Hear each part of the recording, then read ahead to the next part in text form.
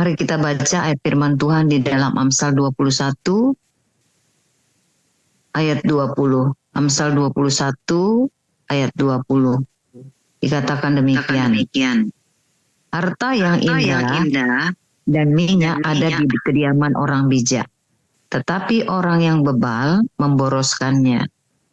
Dalam terjemahan yang lain dikatakan, orang bijaksana suka menyimpan untuk masa depan, tetapi orang bodoh menghabiskan semua yang diperolehnya. Dari versi yang lain dikatakan, Amsal 21 ayat 20, orang yang bijak mengatur persediaan harta dan makanan di rumahnya, tetapi orang bodoh tidak mengendalikan diri dan menghabiskan segala miliknya. Sekali lagi, Amsal 21 ayat 20, harta yang indah dan minyak ada di kediaman orang bijak, tapi orang bebal memboroskannya.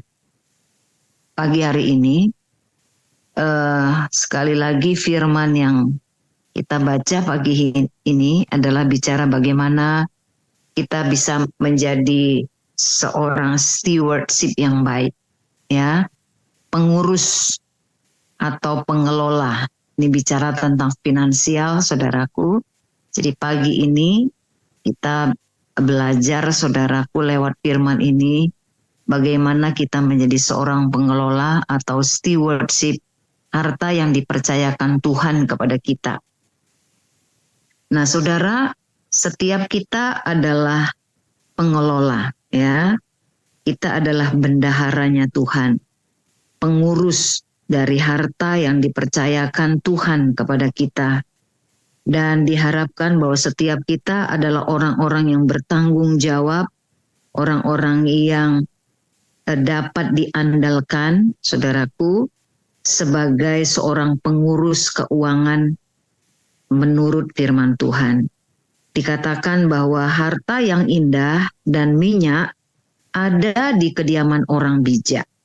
Jadi saudara, orang yang berhikmat, orang yang bijak, saudaraku, salah satunya adalah mereka dikatakan memiliki harta yang indah dan minyak di dalam rumahnya. Harta yang indah itu bicara tentang kemampuan dan di dalam mengelola uang untuk masa depan. Dan minyak itu bicara tentang ketersediaan untuk kebutuhan hidup sehari-hari. Jadi pada masa itu minyak itu adalah sangat penting sebagai salah satu material, saudaraku, untuk bisa mengolah roti, saudara, dan itu harus ada selalu di dalam rumah, setiap rumah tangga. Jadi minyak itu bicara tentang ketersediaan untuk kebutuhan hidup sehari-hari. Tetapi harta yang indah itu adalah kemampuan saudara untuk mengelola uang di masa yang depan. Jadi kedewasaan kita secara rohani, salah satu ukurannya adalah bagaimanakah cara kita mengelola keuangan kita. Jadi saudara yang kekasih, ini tidak hanya bicara tentang talenta, tidak bicara tentang karunia, tetapi kedewasaan kita secara rohani dikaitkan dengan bagaimana cara kita mengelola keuangan kita. Karena hal ini adalah salah satu karakter penting, ya. Jadi tanda daripada kedewasaan rohani kita dikatakan adalah bagaimana cara kita mengelola keuangan kita.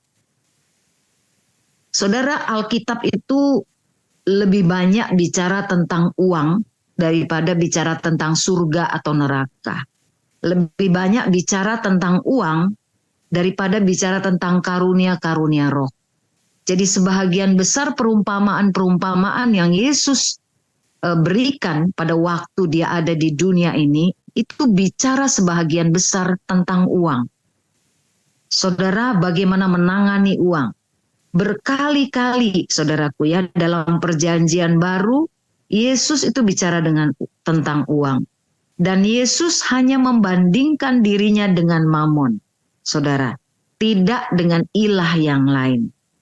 Karena apa, saudara yang kekasih? Inilah penyebab banyak problem terbesar di tengah-tengah masyarakat, saudaraku, juga termasuk di dalam gereja. Nah, tahukah saudara bahwa faktor terbesar penyebab perceraian dalam rumah tangga bukan perselingkuhan, tapi masalah uang. Jadi ini adalah faktor yang besar yang perlu kita pelajari ya. Nah, saudara, apakah contohnya begini, saudara? Apakah saudara sering merasa begini, kenapa ya uang saya kok cepat habis? Seringkali barangkali kita merasa seperti itu hampir tiap bulan, kok cepat habis ya? Padahal baru terima uang, ya baru kemarin rasanya dapat gaji, tapi belum habis 1 bulan gaji udah menipis, nggak cukup. Nah, jawabnya adalah kemungkinan besar adalah kita tidak memiliki penganggaran ya, atau perencanaan dalam keuangan kita. Jadi kita selalu terkejut, saudaraku, selalu merasa uang tetap ada, tapi tiba-tiba uang sudah menipis. Nah, saudara, mari kita belajar bagaimana cara mengelola keuangan kita dengan baik. Yang pertama adalah merencanakan anggaran keuangan kita. Saudara yang kekasih, ini bukan cuma bicara tentang keuangan keluarga, tetapi keuangan secara pribadi kalaupun saudara belum menikah. Ya, jadi merencanakan atau menganggarkan keuangan secara pribadi dan secara keluarga itu sangat baik ya. Itu adalah salah satu prinsip yang perlu kita belajar bagaimana mengelola keuangan dengan baik. Lukas 14 ayat 28 sampai 30 dikatakan begini. Sebab siapakah di antara kamu yang kalau mau mendirikan sebuah menara tidak duduk dahulu membuat anggaran biayanya. Kalau cukup uangnya untuk menyelesaikan pekerjaan itu. Supaya jikalau ia sudah meletakkan dasarnya dan tidak dapat menyelesaikannya, jangan-jangan semua orang yang melihatnya mengejek dia sambil berkata, orang itu mulai mendirikan tetapi ia tidak sanggup menyelesaikannya. Ini salah satu contoh, saudara yang kekasih, penjelasan daripada Yesus tentang keuangan, saudaraku. Jadi bicara tentang menganggarkan keuangan kita. Jadi ada anggaran biaya, saudara, yang ditekankan oleh Yesus ketika seseorang ingin mendirikan sebuah menara. Jadi jangan nanti dia sudah membangun menara, tapi dia tidak duduk menganggarkan biayanya, dan saudara yang kekasih, dia tidak memikirkan apakah uang itu cukup menyelesaikan pekerjaan itu atau tidak. Lalu akhirnya ketika dia mendapati bahwa uang tersebut tidak cukup dan pekerjaannya tidak selesai, semua orang akan mengejek dia. Ya, orang ini mulai mendirikan menara tapi tidak sanggup menyelesaikannya. Saudara, begitu banyak, saudara riuh, saudara yang kekasih, betapa banyaknya, saudaraku ya, anak-anak Tuhan, pekerja, pelayan, saudaraku, hamba-hamba Tuhan, saudara yang kekasih yang terperangkap di dalam hal ini, saudaraku. Karena tidak belajar menganggarkan keuangannya, akhirnya, saudaraku ya, jatuh ke dalam berbagai-bagai pencobaan, termasuk manipulasi, termasuk akhirnya menjadi sebuah kebiasaan dan karakter yang buruk, saudara. Ya.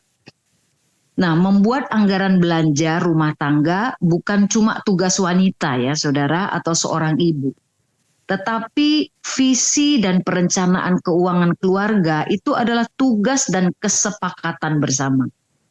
Jadi kalau suami istri itu memiliki kesepakatan bersama. Tetapi kalau orang muda juga harus wajib memiliki perencanaan di dalam keuangannya secara pribadi. Melatih dirinya, saudaraku, mempersiapkan dirinya, saudaraku bertanggung jawab untuk membuat penganggaran di dalam keuangannya secara pribadi. Jadi membuat anggaran keuangan itu tidak menyenangkan sebetulnya, saudara. Tidak selalu menyenangkan. Tetapi ini adalah sebuah tanggung jawab kita, saudara. Nah, berapa banyak dari antara kita mencatat keuangan kita, saudaraku, setiap bulan. Nah, mungkin ada seorang yang berkata, untuk apa saya membuat rencana keuangan? Karena keuangan kami kurang tiap bulan. Untuk apa saya buat perencanaan keuangan? Ya, ada yang berkata demikian. Ada juga orang yang berkata begini, lebih baik cari lebih banyak pemasukan supaya nggak perlu merencanakan keuangan yang ketat dan setiap bulan itu sudah cukup katanya. Jadi yang perlu itu bukan perencanaan keuangan, tetapi cari pemasukan lebih banyak. Ada juga orang berkata begini, saudaraku, untuk apa saya merencanakan keuangan? Karena toh Tuhan selalu menyediakan yang kami perlukan. Sehingga saudara, dia menghabiskan uangnya setiap kali ia merasa perlu untuk mengeluarkannya. Dia nggak buat perhitungan, saudaraku, dia pokoknya punya iman, katanya, saya percaya bahwa Tuhan menyediakan. Memang betul, saudara. Tetapi tidak ada sisa daripada uang untuk dikelola. Dan lebih banyak lagi pengeluaran-pengeluaran yang tiba-tiba karena tanpa perencanaan. Saudara, setiap bulan kita perlu mengevaluasi dan merencanakan kembali keuangan kita. Bagaimana kita mengevaluasi keuangan kita jika kita tidak pernah mencatatnya? Jadi tanpa kita mencatatnya, saudaraku, kita sulit untuk mengevaluasi. Karena tidak ada data-data yang perlu kita cek, yang perlu kita evaluasi. Penganggaran keuangan itu wajib ya, saudaraku, kita lakukan sebab setiap kita adalah pengurus keuangan, bendahara yang dipercayakan Tuhan, atau stewardship. Seorang pengurus keuangan atau stewardship itu kenapa kita harus mengevaluasi dan membuat anggaran perencanaan keuangan kita? Karena kita itu bukan bertanggung jawab kepada manusia, tetapi bertanggung jawab kepada Tuhan. Kenapa kita harus bertanggung jawab kepada Tuhan? Karena uang itu sesungguhnya itu bukan milik kita, tapi milik Tuhan yang dipercayakan kepada kita untuk dikelola. Nah, prinsip ini yang harus kita pahami dulu, saudaraku. Uang itu bukan milik kita, tetapi dipinjamkan Tuhan kepada kita untuk dikelola. Tuhan meminjamkan talenta kepada kita. Tuhan yang mempertemukan kita dengan orang yang membuka jalan bisnis kepada kita. Atau Tuhan memberikan ruang kepada kita untuk bekerja mendapat jabatan. Tuhan menaruhkan ide dan hikmatnya atas kita. Bukankah semuanya itu berasal pada Tuhan untuk menjaga hidup kita? Itu artinya, saudara, uang itu bukan benar-benar milik kita. Uang itu kita harus lihat bahwa milik Tuhan yang dipercayakan kepada kita untuk dikelola. Jadi tidak semau-maunya kita, saudaraku, uang tersebut. Nah, itu sebabnya, saudara yang kekasih, kekristenan itu salah satu cirinya adalah, saudara, bagaimana kita mengelola keuangan kita. Jadi mengelola dan merencanakan keuangan itu bukan pada waktu kita berkecukupan saja. Atau waktu kekurangan, lalu kemudian kita mulai mencatat dan sebagainya. Tapi seharusnya kita menyadari penganggaran atau perencanaan keuangan kita itu kita harus lakukan, saudaraku, sebagai seorang bendahara. Tidak ada seorang bendahara pun di dunia ini ketika dia dipercayakan oleh tuannya, saudaraku, tidak memberikan data yang lengkap. Itu nggak ada itu, saudara. Ya, tidak ada yang seperti itu. Tidak ada yang tanpa merencanakan dan tidak tahu kemana arahnya uang tersebut. Nah, itu sebabnya ketika kita terus tiba-tiba uang itu habis, itu kemungkinan besar kita tidak memiliki anggaran di dalam keuangan kita. Saudara, ketika saya bertekad untuk merencanakan anggaran keuangan keluarga kami, saya bertekad untuk mencatat seluruh penerimaan dan pengeluaran uang kami, saudaraku. Jadi pada waktu itu selama 2 tahun saya mencatat setiap rupiah, saudaraku, yang saya keluarkan saya belajar mengevaluasi catatan-catatan keuangan saya ya, karena Pak Hesron memberikan wewenang dan kami sepakat untuk saya yang mencatat dan mengatur keuangan keluarga. Jadi hampir tiap minggu saudaraku saya coba cek dan evaluasi. Hasilnya adalah banyak saudaraku pengeluaran-pengeluaran itu yang di luar perencanaan ya. Nah, justru ini mengarah kepada karakter dan kebiasaan-kebiasaan yang perlu kami dan saya secara pribadi untuk ubah. Contohnya apa? Tiap minggu waktu itu kami merencanakan untuk makan keluar dengan anak-anak. Tapi tidak membatasi budget pengeluarannya. Akhirnya biaya hidup menjadi membludak. Itu jadi harus dievaluasi lagi saudaraku cara menggunakan keuangan kami. Dan contoh yang lain banyak pengeluaran-pengeluaran yang dadakan saudaraku tanpa perencanaan dan lain sebagainya. Nah, saudara yang kekasih, saya tidak mengalokasikan dan membuat pos-pos tertentu, saudaraku. Jadi akhirnya saya justru yang harus berubah untuk membuat pos-pos. Jadi saya membuat, saudaraku, ada amplop-amplop tertentu untuk mengalokasikan setiap dana yang saya peroleh, dialokasikan untuk hutang, untuk biaya hidup, untuk sekolah anak, dan lain sebagainya. Nah, kenapa saya tertarik melakukannya?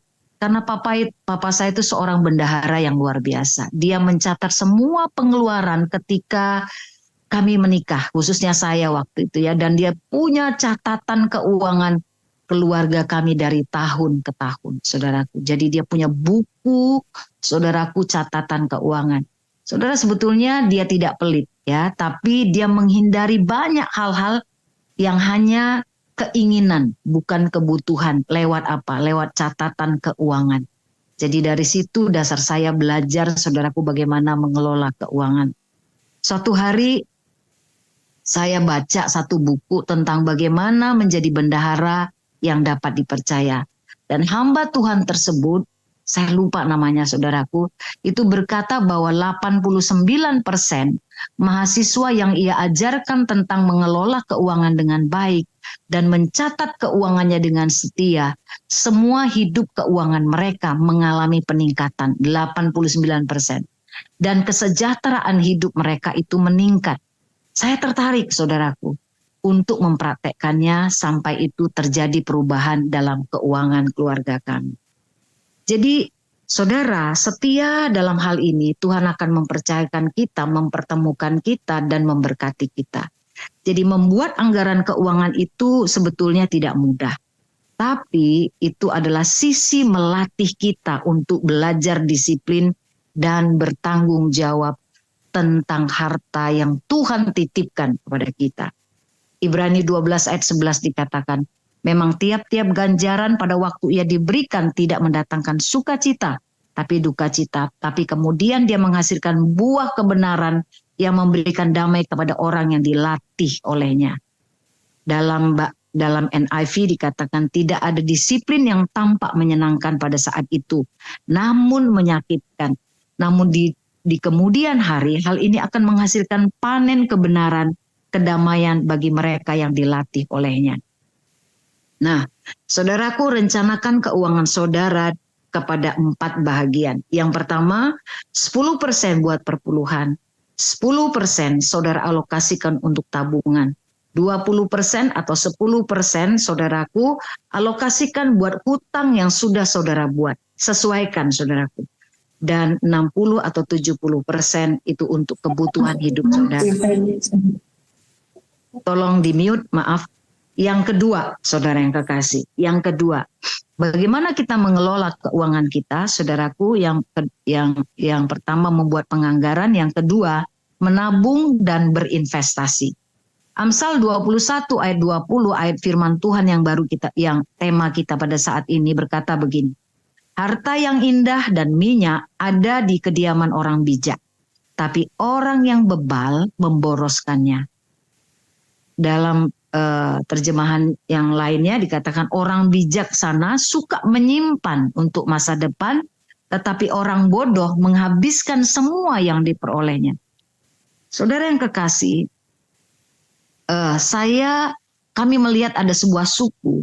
Saudara, Kalau mereka dapat gaji atau dapat uang, saudaraku, mereka bisa habiskan dalam tempo sesingkat-singkatnya. Bisa buat pesta, jalan-jalan, terus kemudian saudara dia bisa ganti, saudara baju dan sebagainya. Saudara sekalipun itu tidak salah, tetapi apa yang dia hasilkan, saudaraku, dia habiskan dalam waktu yang singkat. Dia berpikir bahwa masih ada pekerjaan, masih ada yang bisa saya cari. Nah, kita harus ingat bahwa setiap kita mengalami musim kelimpahan dan musim kekeringan. Di musim kelimpahan kita harus menyediakan persediaan untuk musim kering. Musim kelimpahan itu bisa berarti saudara dapat job yang melimpah. Atau satu waktu tertentu saudara dapat untung besar di satu masa. Atau mungkin contohnya saudara dapat warisan, penjualan rumah, saudaraku dan lain sebagainya.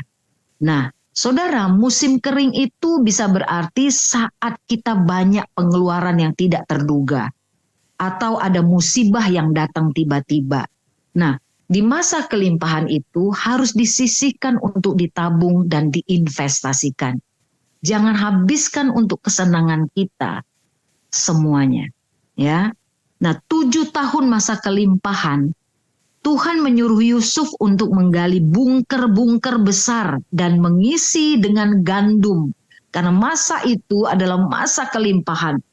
Sebagai persediaan saat musim kering selama 7 tahun. Jadi ketika musim kering datang, bangsa-bangsa membeli gandum kepada Yusuf di Mesir. Jadi Mesir semakin kaya lewat hikmat Yusuf. Jika kita menyisihkan 10% tabungan dari pendapatan secara konsisten, saudaraku, maka kita akan terhindar dari banyak hal-hal yang merugikan dan banyak kesulitan hidup yang kita hadapi. Kita juga terhindar dari banyak hutang. Jadi menabung itu harus direncanakan. Menabung itu di depan ya saudaraku, bukan di belakang. Atau bukan sisa uang. Baru kita tabung. Tapi menabung itu direncanakan. Jadi dia di depan saudara. Menabung itu bukan untuk menjadi kaya, saudaraku, tapi mengantisipasi keadaan darurat. Contohnya juga seperti yang saya katakan tadi, mengantisipasi saudara hal-hal yang tidak terduga, ya. Lalu kemudian dapat juga saudaraku tabungan itu membeli kereta atau mobil secara cash, ya, atau uang kuliah tanpa berhutang. Bahkan saudaraku, kalau kita setia dan komitmen untuk menabung, kita bisa menjadwalkan liburan, saudaraku, yang kita tentukan. Berinvestasi adalah komitmen menyisihkan dana kita untuk jangka waktu yang sangat panjang. Warren Buffett itu adalah seorang investor berinvestasi, saudaraku, sejak usia 11 tahun. Dan umurnya hampir 100 tahun saat ini. Dia konsisten, komitmen, dan menjadi seorang investor terkaya, saudaraku, dan prinsip-prinsip hidupnya itu sangat alkitabiah. Amsal, saudaraku, 13 ayat 22, orang bijak, saudaraku, meninggalkan warisan bagi anak cucunya, tapi kekayaan orang berdosa disimpan bagi orang benar. Perpuluhan adalah mengembalikan milik Tuhan, tetapi setelah memberi perpuluhan adalah investasi. Ini yang akan disebut sebagai kelimpahan. Yang ketiga terakhir, murah hati atau generosity. Lukas 6 ayat 36, hendaklah kamu murah hati sama seperti Bapamu di surga adalah murah hati. Ciri orang Kristen adalah murah hati, tidak kikir, tidak pelit atau rakus. Pengertian murah hati itu ada dua, yaitu mengampuni. Tetapi yang kedua adalah seperti orang Samaria yang baik hati. Tindakan tulus menolong orang lain yang membutuhkan tanpa melihat suku, ras, dan agama. Amsal 11 ayat 24-25, ada orang yang menyebar harta tapi bertambah kaya. Ada orang yang menghemat luar biasa namun selalu berkekurangan. Siapa banyak memberi berkat, diberi kelimpahan. Siapa memberi minum, ia sendiri akan diberi minum. Inilah hukum tabur tuai secara finansial. Siapa berinvestasi di luar perpuluhan, pasti akan berkelimpahan. Itu sebuah janji Tuhan. Saudaraku, betapa banyak contoh-contoh dalam Alkitab. Jadi kemurahan hati itu tidak bergantung kaya atau miskin. Saudara masih ingat janda yang miskin memberi lebih banyak daripada orang yang kaya. Saudara, ada sebuah jemaat, saudara yang kekasih, di Korintus. Mereka, saudaraku, dalam keadaan menderita. Mereka, saudara yang kekasih, dalam keadaan miskin. Tetapi mereka tidak dapat dihentikan untuk menabur, memberi kemurahan. Saya percaya Tuhan akan mengganjarkan mereka dengan kelimpahan. Mari kita berdoa. Bapak, terima kasih untuk pagi ini. Terima kasih untuk firman-Mu mengingatkan kami bahwa kami adalah bendahara stewardship yang dipercaya untuk mengelola keuangan dengan baik. Ciri daripada orang percaya adalah kami dapat dipercaya di dalam mengelola keuangan kami. Terima kasih Bapak, dalam nama Yesus kami berdoa. Amin.